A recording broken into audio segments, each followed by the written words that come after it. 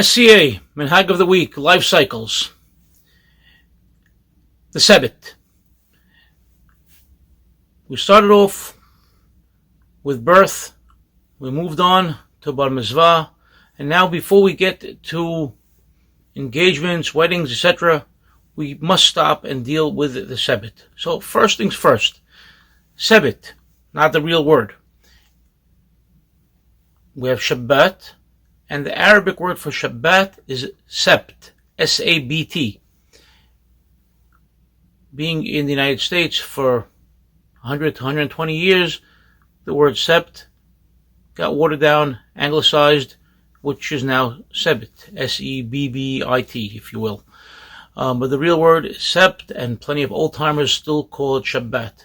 And that's because this is a celebration that happens on Shabbat, and only on Shabbat. So you can only have a Sebbit on Shabbat. Now, what is a Sebbit exactly? When does it take place? Why does it take place? Who's involved? What goes on? There are so many details. Even though we all think we've been to them so many times and we know everything about them, there are a lot of fine details that we need to study, examine, share, so they do not be forgotten or be watered down. So, first things first, we have to understand Syria as opposed to other places. Obviously, we know on Shabbat, after prayers, Shabbat morning, family gets together to have Sa'udat Shabbat, Shabbat lunch, sing Pizmonim, speak the Brit Torah, talk, have a good time, etc. So, what's the big deal? A Sebbit is just an extended version of that. But Syria is unique.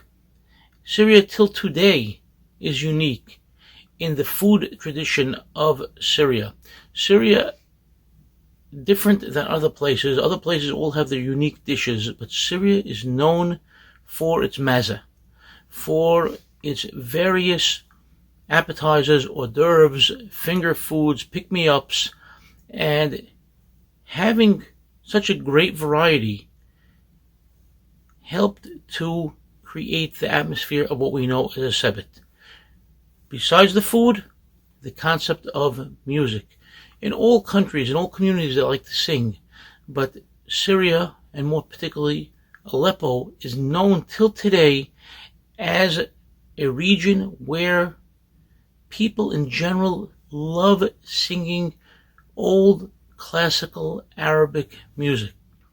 And that's basically the basis for our Pizmonim, which we sing at a Sebbit. So even though families were eating maza and singing Pizmonim on every Shabbat, this was an event that, due to a happy occasion, it gave due cause to make a grander Shabbat celebration, and that is our Sebbit.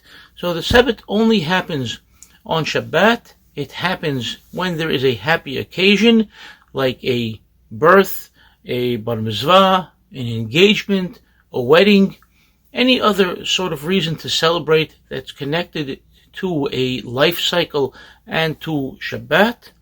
And it's always preceded by prayers in the synagogue, after which they move on from the synagogue to the home to have the Sebbit. And only a recent phenomenon in the last 30 years approximately where Sebbits are being done outside the home in a synagogue or catering hall or what have you.